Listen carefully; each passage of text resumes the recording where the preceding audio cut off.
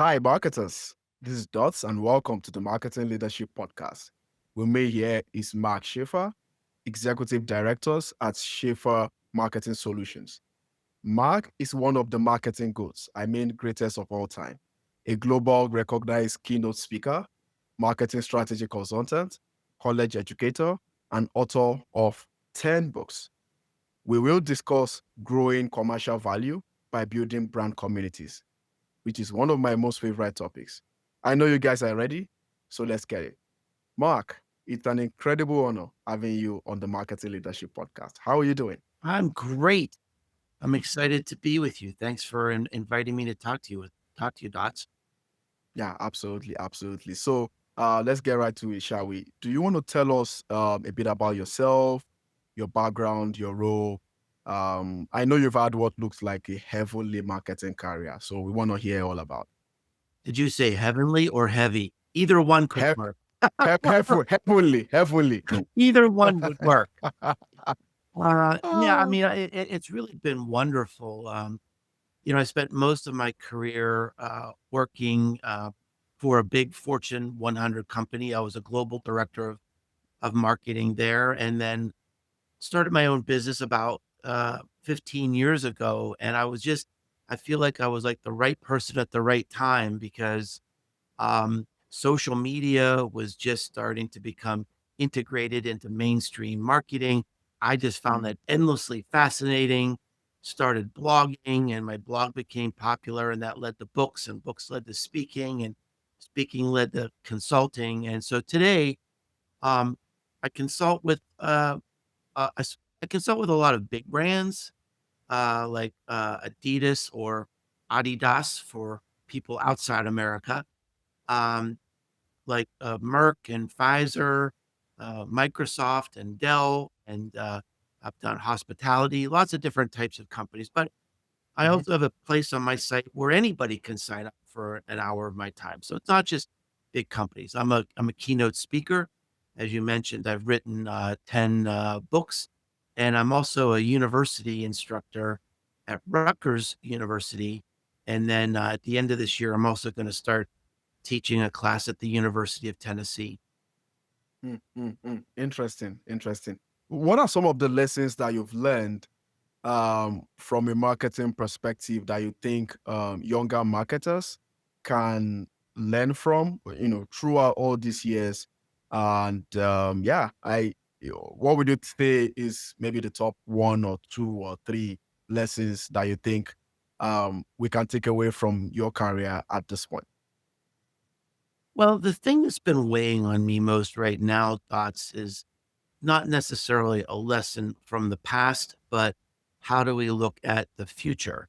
We're Okay. looking at AI, and the questions I'm getting are: Is there still a career in marketing? Because AI Hmm. is kind of nipping at the heels of our skill sets, and in some cases, even our careers. And so, the advice I would give to young people today is look, there will always be marketing people. If you're passionate about it, if you love it, if you live it and breathe it, and this is what you want to do, then go for it. I want to encourage you to do that. I Hmm. think I have fun every day. It's just the absolutely most interesting, fun career that you can have, and so I just want to encourage people to, if this is what you want to do, go for it. Interesting, interesting. Now to the topic at hand. We've had the shift from mass media to what we have today, mostly as personalization, and to what the dream is supposed to be, and that is brand communities. And staying to the title of the episode here. Um, Looking at your many years in the marketing space, could you give us a bit of, I guess, history into or context as to how this transition had happened and why companies or organizations will benefit from the future of marketing, which is through brand communities? Yeah, well, you know, there really are two different kinds of marketing. So let's start there. Mm, okay. There's brand marketing, which is sort of protecting your equity. So when people think about you, you mean something. You mean something different than the competitors. And so you appeal to people in a certain way, and that emotional connection sort of like uh, protects you in the long term in the environment. Now, in the short Mhm. term, you might need to do direct marketing, which is like advertising or coupons or sales or sampling, things like that. So Mhm. when it comes to community, it's really focused on this opportunity with brand marketing. So Okay. historically, um, how did we create that emotion? It was through advertising. So, if I say Coca-Cola, most people will think of polar bears. And Mhm. that identity, which is important to Coca-Cola, because they don't want you to think about brown sugar water that, Yeah. that's unhealthy Yeah. for you. They want to think Yeah. about these whimsical and fun and happy polar bears and beach experiences and holidays and baseball games. And historically, they've done that for more than 100 years through advertising. Yeah. Now, advertising is really in a challenging place right now because we're in a streaming economy. Uh, What do you mean by that? so what I mean by that is, so when, like, I watch more TV than I've ever watched in my life, but I watch it on Amazon Plus, I watch it on Mm. Mm. Netflix, I Mm. watch The Mandalorian, and there's no Mm. ads. And I listen to Spotify. I listen to music all the time, and there's no ads. I listen to audiobooks, and there's no ads. So especially for young people today, their consumption of advertising is down 95%. They may see a little on YouTube, they may see a little on, TikTok or something like that, but it's nothing Mm. like, the money that's been put into advertising historically. So we need to find a way to build that emotional connection in different ways. Now, a lot of people are looking at content and social media. Well, social Mhm. media is good because that's how you and I first got connected, right? When you heard Mm. about me, maybe you saw some of my content, you started to follow. I saw an article. Yeah, I saw, I learned about you and you learned about me, but we really didn't, we had a weak relational link. I didn't Mm. even, I Mm. might not have even known you were out there for a while, right? Mm. Then So social media provides reach. We can find each other. We can connect to people in a magical way. You can find people that we might have never known before, Mm. but it's still a weak relational link. When we put content or advertising onto social media, sometimes it feels like throwing a bottle into the ocean with a message in it. Where does it Yeah. go? Does it, and That quote sounds familiar from your book. yeah, and there's a lot of even controversy right now, especially like on X, Twitter. Like if you put content out there, where is it going to show up? Is it going to show up in, awful places? Now, Mhm. the real key is to try to bring that social media audience into your content so they can subscribe to you. So now you, I know, have read my books, you read my blog. And so now you have a stronger connection to me because you're not Mhm. just a link on social media. You've opted into me. You said, Mark, I like you. I want to hear more. I want to receive your blogs. I want to hear more about you. And if you have a new book or a new class or an event, I certainly want to know about it. So there's a Mm. higher level of emotional connection. But unfortunately, that's where most businesses stop. And an audience for your content is great. It's important. But the highest level of emotional connection is in a community. And Yeah. that's what my new book is about, belonging to the brand. That's what a lot of my new writing and speaking is about. I think that's it's the biggest overlooked opportunity in the history of marketing opportunities because it's not new. It's right there. We need new ways to connect. We Mhm. need new ways to build that authentic emotional connection. It's right there in front of us. And people just aren't looking at community in that way. If you look at the best managed brands, Nike and Adidas and Lego and IKEA uh, and Coca-Cola, they've all got brand communities that are connecting to their customers. They're collaborating, they're co-creating, and those community members are going to be organic advocates, which are better. It's better than any advertising you could ever buy.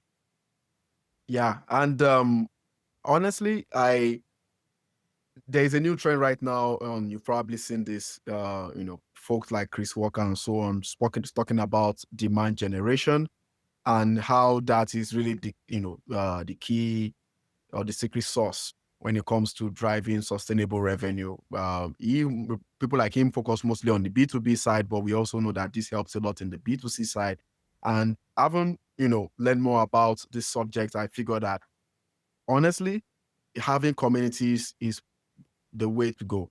When you might have communities with different types or natures or things like that, but at the end of the day, it is the way to go. And like you said, these people would give you value that cannot be gotten from advertising. Not only that, they will give you a sustainable value that results in what we call revenue expansion, if you put it that way. But here leads to another question. I came across an article you wrote long ago about corporate communication storytelling and how to better optimize that. And I think you used an example of Coca-Cola in that. And so I would like you to give us, I mean, you don't have to refer to the article, but give us what your wisdom is with regards to connecting brand communities to the brand purpose, or brand equity, as you had called it. How do we use that brand community business strategy as a means to build the brand and connect to the brand purpose? Yeah. Well, that's a really interesting question. It's a really key question, and Mm, it demands a different way of looking at marketing. So you might build a sales funnel or lead generation because you mm, have a white paper, or you have a deal, or you have a sale, or there's lots of different ways to do that. But to build something that's sustainable, it requires not just a purpose, but a mhm, purpose that intersects with the purpose of your customers. It's really a different way to think about things. So, a traditional marketer might say, here's our automobile business. We have the largest selection of cars in the tri state area. mhm, Come down now. We're having a sale. Well, that that might be interesting to me if I'm buying a car. That's a mhm, great uh, point of differentiation for sales. But it's not a reason for me to join and visit community every week. It's not a mm, reason to gather because you've got a large selection and you're having a sale. yeah. Now, maybe the people that work for your company, they are, let's say it's a BMW dealership. They're the biggest geeks and engineers around BMW cars, and Mm, they just love every little thing about BMW cars. And then you mhm, create a community. Maybe you even have a monthly event where you bring customers in, and then you talk about, look at this new innovation in this car. It's the first, and you're the first to see it. And then maybe you have a little bit of wine, and you have mhm, some, little bit of food, and people can't wait to come. And then when they're there, they meet each other. They meet like-minded people who share that passion, share that love. They wanna learn, they wanna grow. Maybe they wanna do something or change something or build something. And now when you have people who become friends in this community, it creates a layer of emotional switching costs between you yeah. and your competitors. So if you have people coming to your dealership every month, because they want to see a demo. They're going to be the first ones to see this new car or whatever it is. They're they're never going to leave that community because that means leaving their friends that they're going to see at this event. And then maybe you have an online community, a Facebook group where you continue Mm. to stoke their interest in the wonderful technology of your cars. So that's the difference. It's a, a community can't be me centered. It has to be we centered around a purpose. What can we achieve as a business in Mm. a bigger way, in a bolder way, when our customers help us than we could do on our own? And that starts to hint at what your purpose would be in a community. Yeah, I like the fact you mentioned BMW because I believe, if you're hearing this, that will probably be a few months ago. Um, they released merch. So some fashion, they partner with some fashion company. Mm, And for those who do not have a BMW now, but will have a BMW later in future, you can buy that shirt and become part of the brand, yeah, become part of the BMW brand, so that one day yeah, when you are rich enough to buy a BMW, you will not think of any other car because right. you've been attached, like in the words of your book, you've belonged to the brand Yeah. because of that. So it's really nice to that you mentioned BMW because that came to mind. But it's a very wonderful concept, and I love all the illustrations that you mentioned in there. And we will deal with a couple of angles with regards to that. But first, can you give us the difference between a brand audience and a brand community? I would almost say 99% of people listening would think this is the same thing. Yes. Yeah. You're right. There's a lot of confusion around that. In fact, it's funny. Um, I was interviewed by somebody who Mhm. sort of fashions himself as a community expert. And he said, "Well, I have this problem where I don't really have a lot of engagement uh, in my community. It's just me. I just come in and put content in there every week. And then the next week I'll come in and put more content in." I said, "Well, you don't have a community. You have an audience. Yeah, You just yeah, have people yeah, waiting for your content." So an audience, like I said, it's wonderful because people have opted into you. They want to hear more, but it's one way. yeah, The people who subscribe to my blog or subscribe to my podcast or read my books, they don't know who they are most of the time. More importantly, they don't know each other. Now, the difference between an audience as a community and a community is number one, they know each other. It's like yeah. a neighborhood. There's communion. So in my community, I have a community called Rise that is Mhm. dedicated to learning about the future of marketing. People come in, they've become friends. Now they're on each other's podcasts, they're on each other's blogs, they're co-creating, they're building new business ideas together, they're starting podcasts together.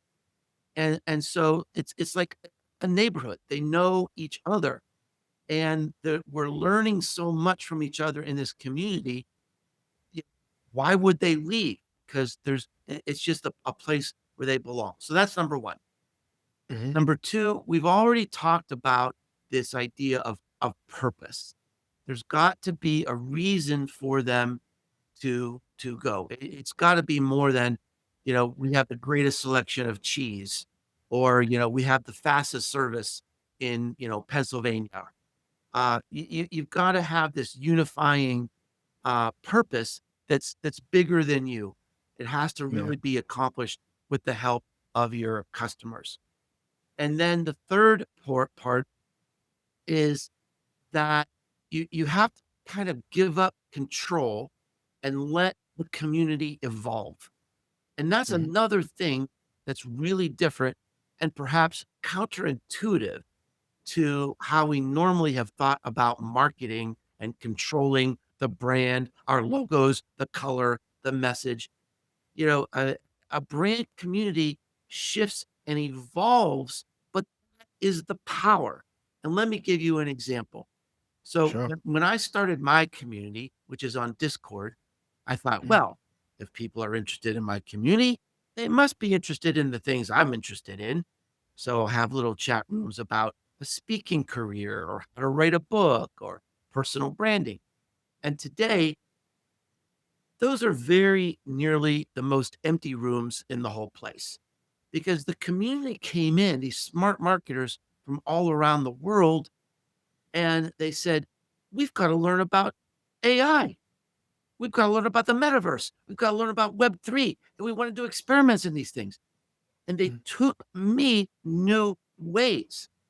They're teaching me new ideas every single day.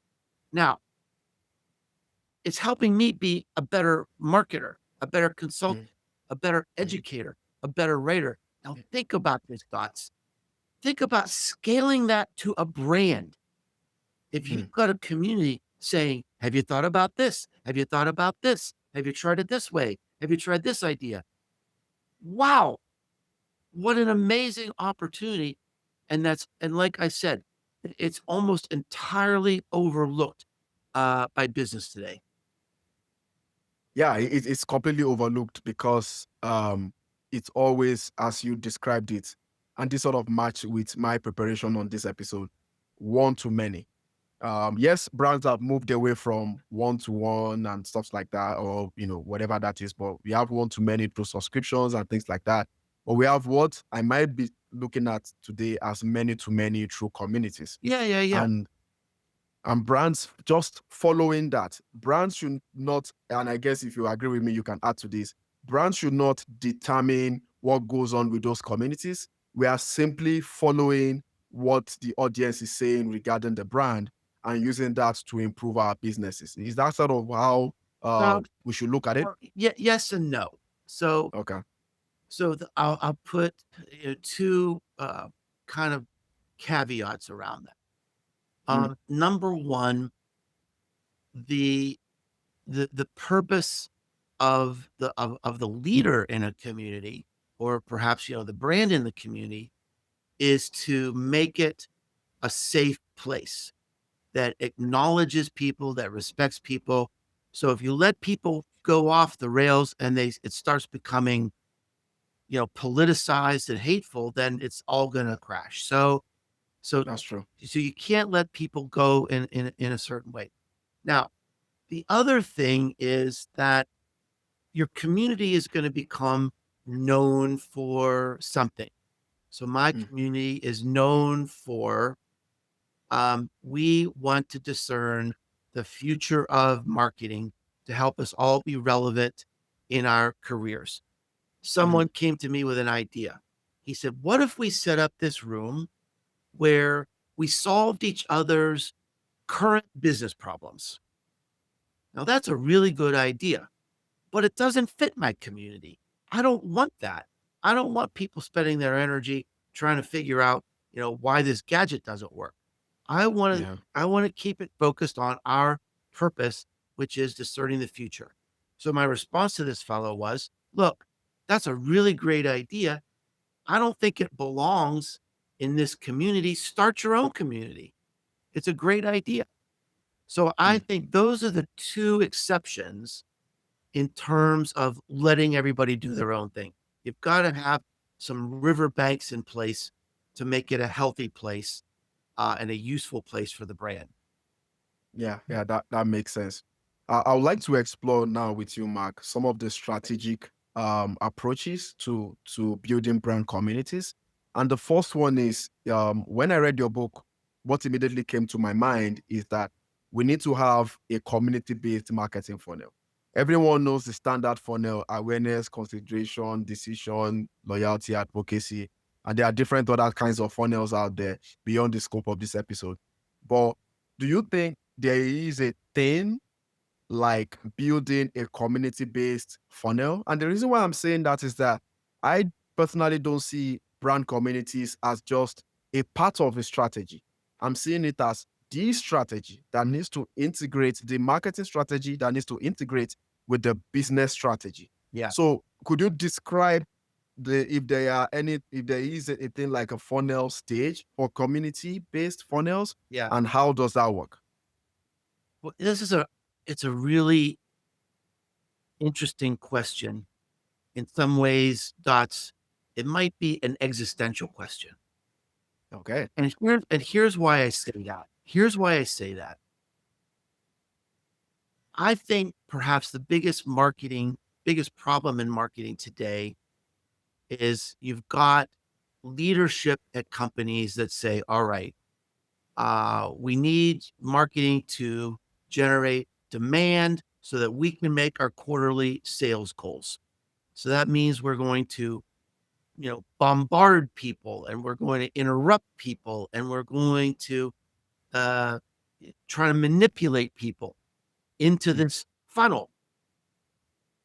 And the truth of the matter is that today our customers have the accumulated knowledge of the human race in the palm of their hand. They can make really good decisions without you. mm, And if you try to manipulate me into some funnel, I don't care about your quarterly sales goals. All I yes. care about is my wishes, my desires, the problem I have right now. Here's what I want you to do. I don't want you to manipulate me. I don't want you to put me through some customer journey that you've made up. I Mm, want you to help me. Come mm, alongside me at my point of need right now. That's what I need. Now, that's why I think this is an existential question, because we still have a lot of old fashioned companies out there saying sales funnel, sales funnel, sales funnel, quarterly goals, quarterly goals. And I understand that because I used to work for a public company. I mm, know that pressure. But the, yeah. the issue is our customers don't want that. We need to double down on marketing they really want. How do we help them? How do we help them make money, save money, have a happier Mm, life, a healthier life, maybe a more entertained life, whatever their goal is? And that's what we can do through community. It's an opportunity for us to come alongside them, and not only come alongside them at their point of need, but really know in real time what those needs are yeah. as they evolve, into little micro segments. So it's very, very powerful, but it does take, excuse me, a new way to Yes. think about marketing, to think about sales. You're still, you know, I think you mentioned it, early, the quote about, marketing is to create demand. I follow Peter Drucker. Peter Drucker said the goal of marketing is to create customers. There's a big difference. Mm, And when you can create customers by creating love. You can create customers by creating products that people love, and services that people love, and responses that people love, and communities that people love. You don't have to manipulate them and spam them and batter them with lead nurturing, which is just a fancy way of saying we're going to spam you till you block us.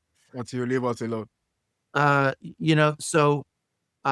So it's a different way, but I think this is really in tune with the culture of our world today, with the pulse of our world today.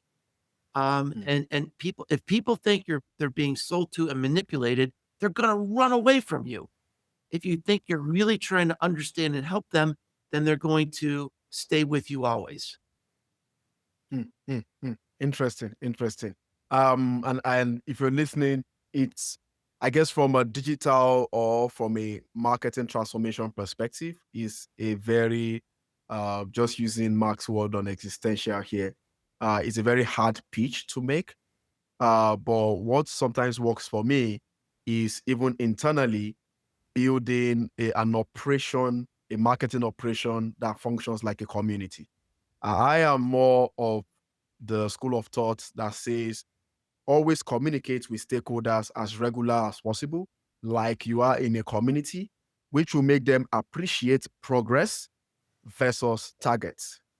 When you appreciate progress versus targets and you look back in 6 months, you will see that all the things that you felt will have given you immediate gratification um, at that time would not have been worth the return on investment. And it's this same thing that you felt might take too long to materialize, which is the brand community strategy, is what is actually driving not just revenue, but driving lifetime value, which is a very under appreciated KPI in terms of the actual or proper use of it. Enough of my ranting there. Some more questions on it on the very By the tactical way, I side, don't Mark. think you were ranting. I think that was really good advice. Absolutely, absolutely. Um, Another thing, and feel free to go back and forth in terms of some of your strategies here, but something else that came to my mind is micro influencers. Before now, we had the world of, you have to be very popular. In fact, they weren't influencers, then they were celebrities. There's still more of that going on today. But when it comes to communities, I feel that micro influencers play a very integral role, whether it's on the internal brand side or the external brand side. My question is, how have you seen this work for brand communities to, drive the kind of purpose that we've been talking about? Yeah. So I think it would help um, to share my idea of what is an influencer or who is an influencer. To me, an Mm, influencer is simply a person that can share ideas and content through a relevant audience. So mm, it's not necessarily dedicated to, how many followers do you have or where do you post your content. If you can spread ideas and you can spread content through a relevant audience, then you're an influencer. So, I'll give you an example.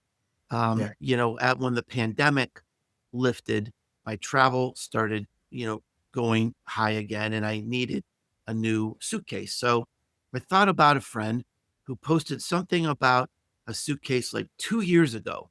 And he's like a travel warrior. He wants all the best gear for his trip. He said, "This is the best suitcase ever. It is a lifetime warranty. And look at this and look at this." So I needed a new suitcase. I said, "What was that thing you recommended like 2 years ago?" He said, "Oh, it's blah, blah, blah." I went on the website, I bought it. There was no marketing, no content, no SEO, no ad, no coupons. That sale was made because I trust this man. Yeah. He doesn't consider himself an influencer. He'd probably be shocked if anybody called him an influencer, but he moves content and ideas through a relevant audience. That relevant audience is people who need a suitcase. And Mm, I can't even remember the name of the brand right now. That's how powerful this was and how ineffective the marketing was. Now, how does this work in a community?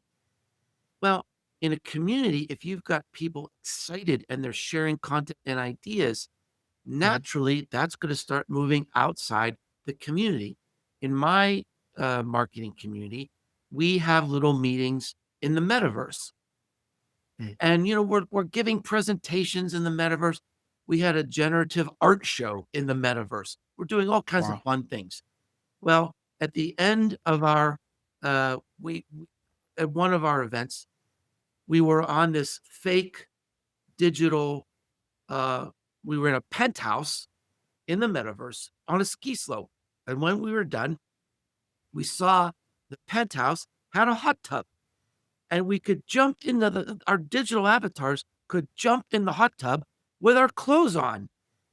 And so here I was in this hot tub with friends from all over the world, and the fake sun is setting over the fake mountains, and it's beautiful.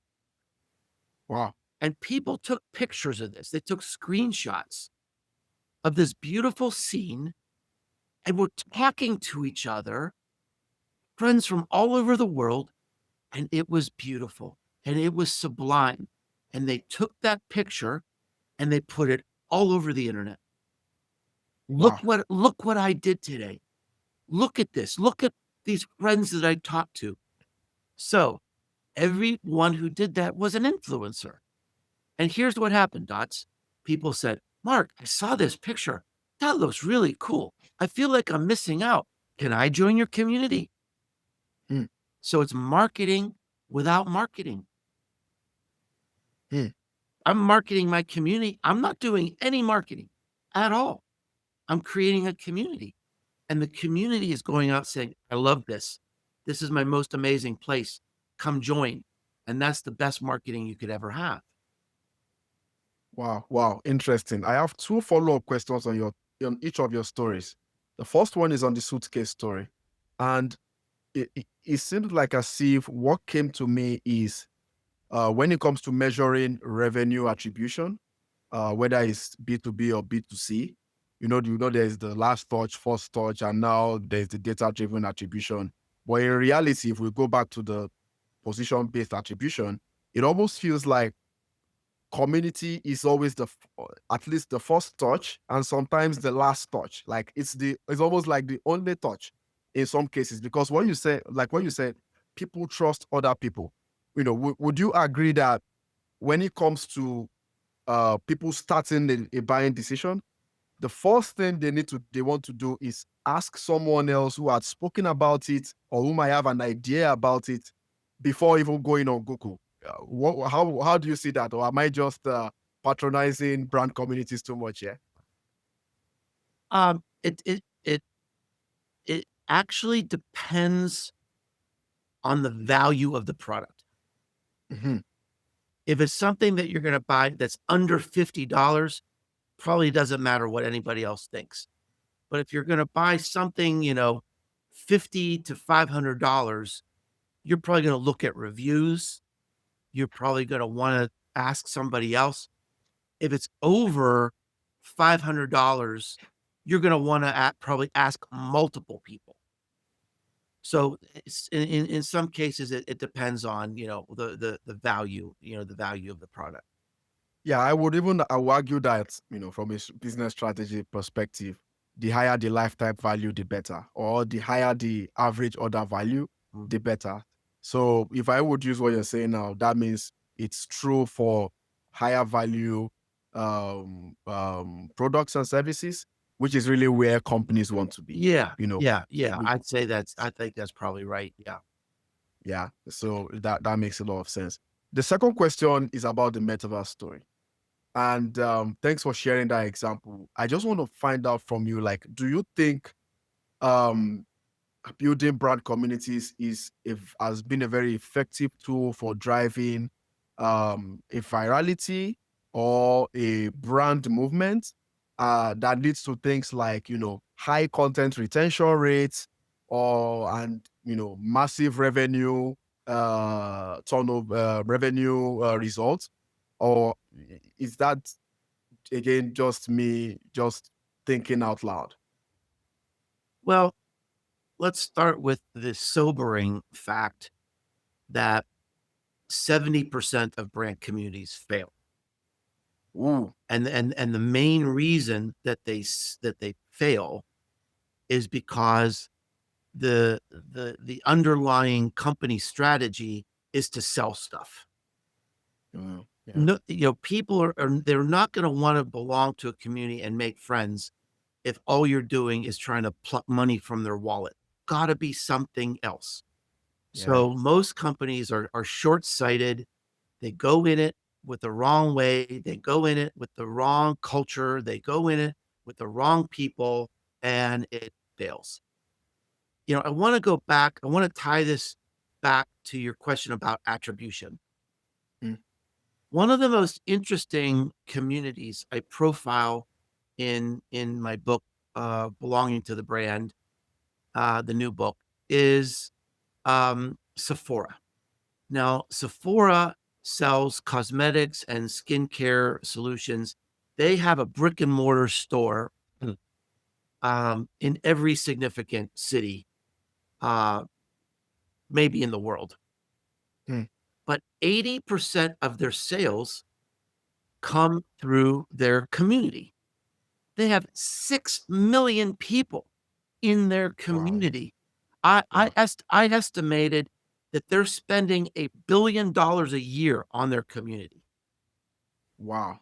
Now, here is the number one metric. So you're probably thinking, oh my gosh, they're generating all these sales and they're, wow, what an engine. And they're putting $1 billion.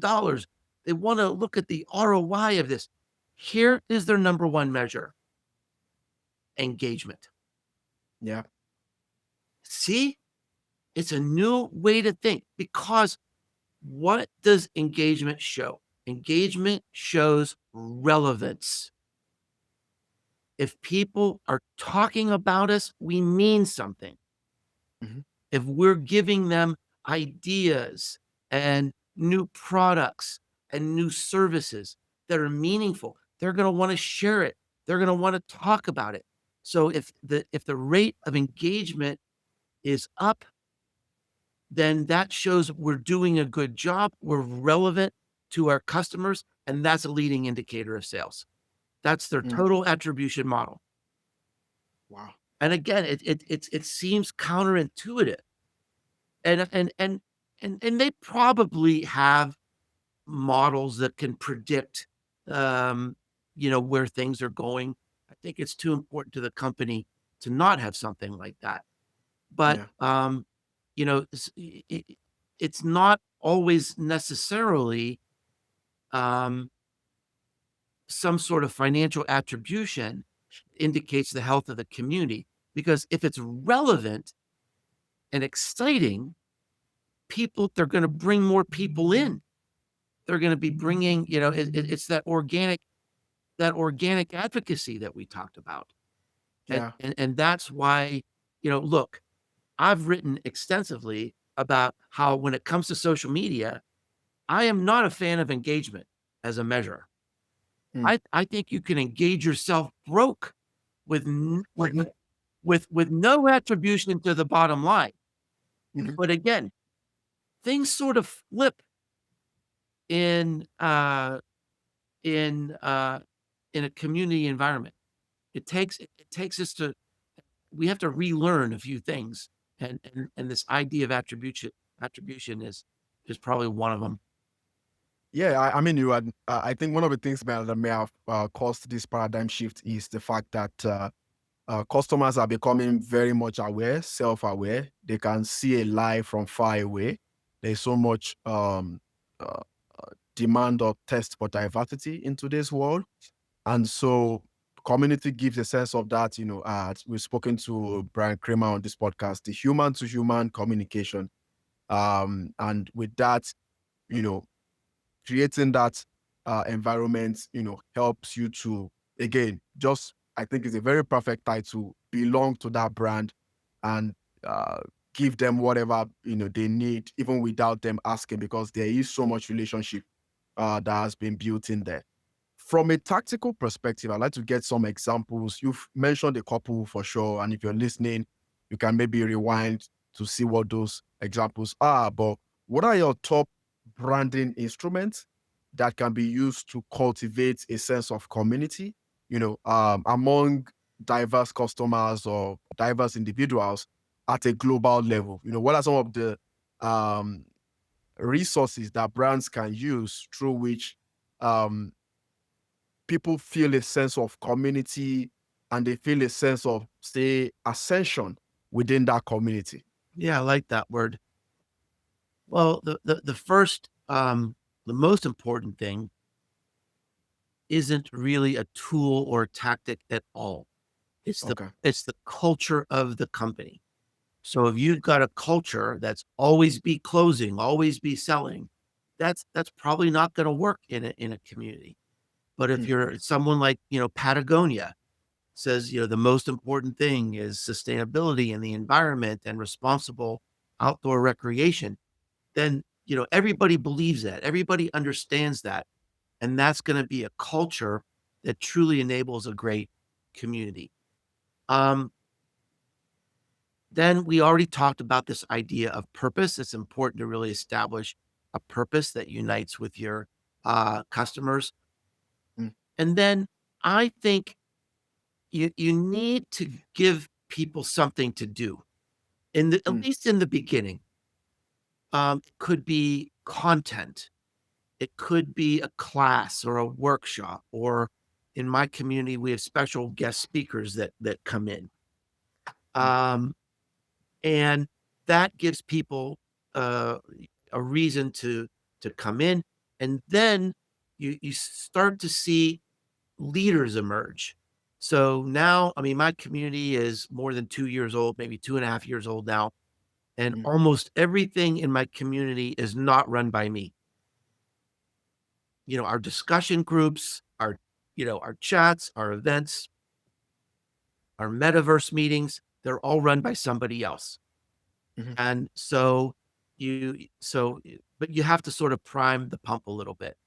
The Yeah, last thing I would say is that a lot of people listening to us today might be thinking, oh, well, this is a digital community. Maybe it's a Facebook group or a LinkedIn group or Slack. My group is on Discord, but it could also be a live group. It could be a group of people that meet together in a city. physically. Yeah, Mm, once a month. So I find every online community should probably have some offline component so people can get to see each other face to face. And every, in real life community needs a digital component so people can keep conversations going online in between meetings. mm, mm. Interesting. Interesting. I like the fact that you're able to even operate community from an omni-channel perspective. Sure. Um, yeah, that makes a lot of sense. If you're listening, I'm sure you are enjoying this as much as I am. But there is still a couple of questions I have for Mark. But before then, we'd like to take a very quick commercial break from our sponsor, and then we will put Mark through the performance rapid fire.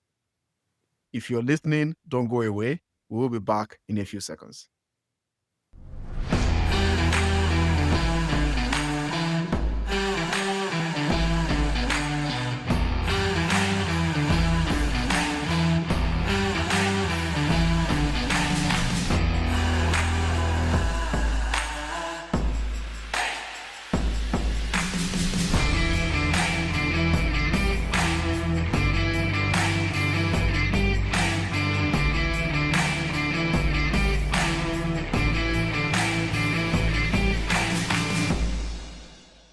Welcome back. It's the Marketing Leadership Podcast with Dots, and I'm here with the great Mark Schaeffer. It's been an exciting conversation about building brand communities and growing commercial value through that.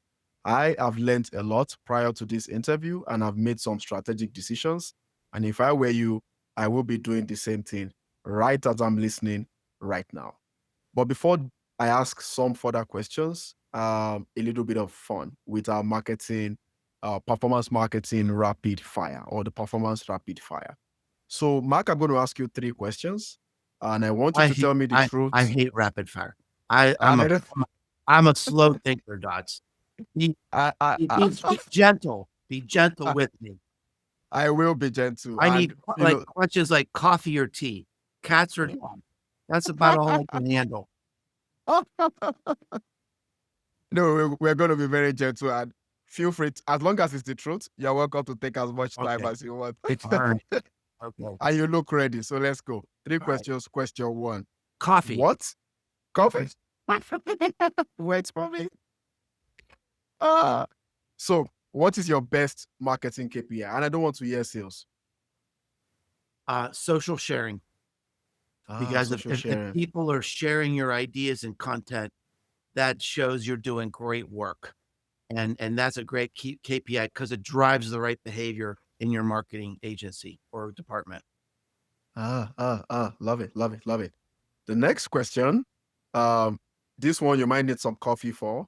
How long do you spend on social media every day? Um, I mean, not that long, maybe 10 minutes, I would say. Right? Honestly. Ah, Yeah, yeah. that's a very efficient one because I follow you and you share very great content every day. Yeah. Well, so most of my time, I mean, it doesn't take very long to share content. Yeah. But most of my time is really spent just engaging with people. So if people Yeah. leave comments on my posts, It's always me responding. I don't farm that out. And Mm. so if there was a problem the other day though. like What happened? I had like 2 or 3 posts that were getting a lot of engagement all at the same time. And, I wanted to like honor people and acknowledge people as just like, oh my gosh, I should have never posted so much content in one day because there was so much engagement. That was an example of engaging yourself broke that day. Like, not spending too much time, but really 10 or 15 minutes a day just answering people's questions or comments. Interesting, interesting. Okay, my third question is a little bit tricky, but I'm confident you're going to answer it. What is your favorite marketing quote? And I want you to get a quote from Peter Drucker. Is that the mentor you Yeah, yeah, mentored with for 3 years? yeah, Yeah, okay, good. I did my homework. Sure. yeah. So it was one of the great honors and privileges of my life. Uh, Changed my life in a lot of ways with studying under Peter Drucker. And whenever he taught, he would pound into our heads that to be an effective leader, that you didn't need to have all the right answers. You needed to Mm, have all the right questions. And I think this is particularly true today as we look at marketing where no one understands anything. No one can explain the internet. You can't. No one can explain AI. You're not going to be an expert in digital marketing or AI. You're mm, always a student. But if you're a student and you're humble, you'll know enough to ask the right questions. And I yeah. think that's a really important piece of advice and strategy for today. Yeah, yeah, I agree with you, and especially on this subject. I haven't done marketing for a long time. I found myself exploring brand community strategies for the first time in a long time. So, being open-minded, it was part of that, and thank you for sharing that. So, I would like to get your thoughts on, I guess, one of the most favorite aspects of this topic for you and for me, and that is the future. And what do you think about the impact of the new internet, Web3, and what I call the hidden internet, not the dark web? No, the hidden internet, the ones that never get tracked. Yeah, right. What do you think is the impact of that for the future of brand communities going forward? Well, I think those are two distinct questions. Um, I think there's a lot of value in Web3, and there's a lot of things that are thrown into Web3, but Mm, specifically, I think um, NFTs are going to have a lot of value when we stop calling them NFTs and call them something that really means something to people.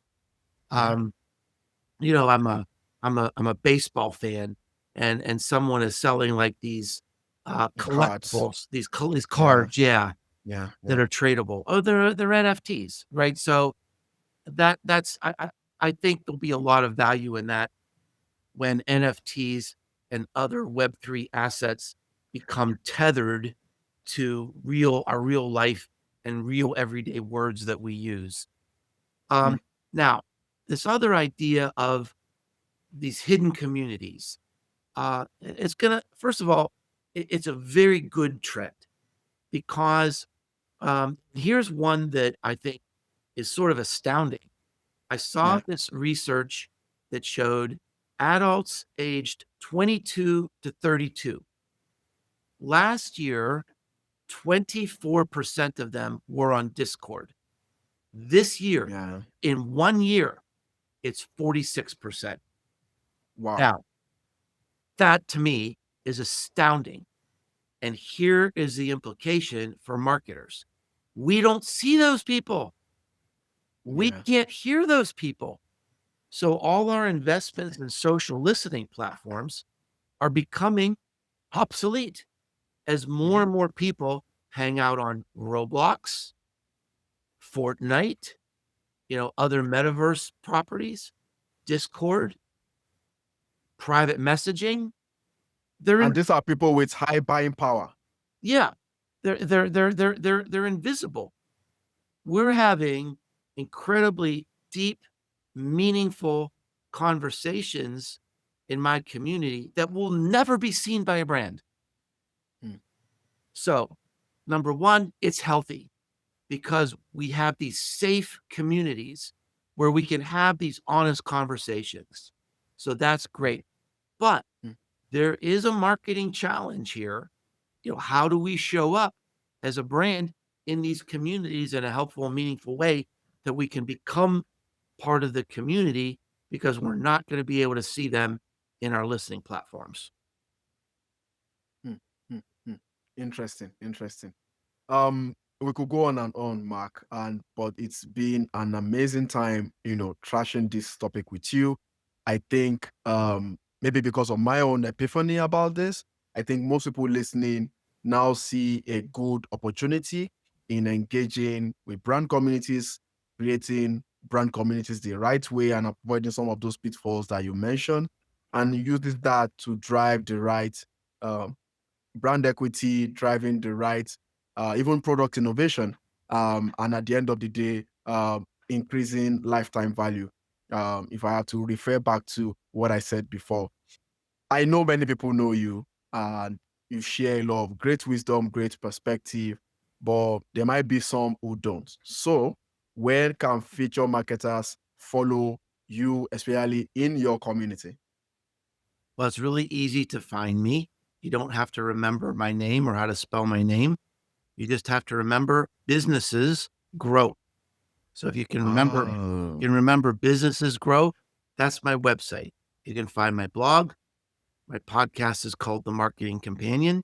You can find my books, like we talked about belonging to the brand today. And you can also find a little tab at the top that says community, and it'll explain what my community is about. It's free, it's open, and there are instructions there on how to join. yeah, absolutely. Thank you so much for sharing that. That's all for today, guys. Please see more episodes at dotslovesmarketing.com. Don't forget to subscribe to the Marketing Leadership Podcast on Apple and Spotify. Till next episode, connect the dots. Thank you for listening to the Marketing Leadership Podcast, brought to you by Dots Loves Marketing. There will be links to any resources mentioned in today's show notes. If you enjoyed this episode, please leave a 5-star review and be sure to subscribe so you never miss an episode.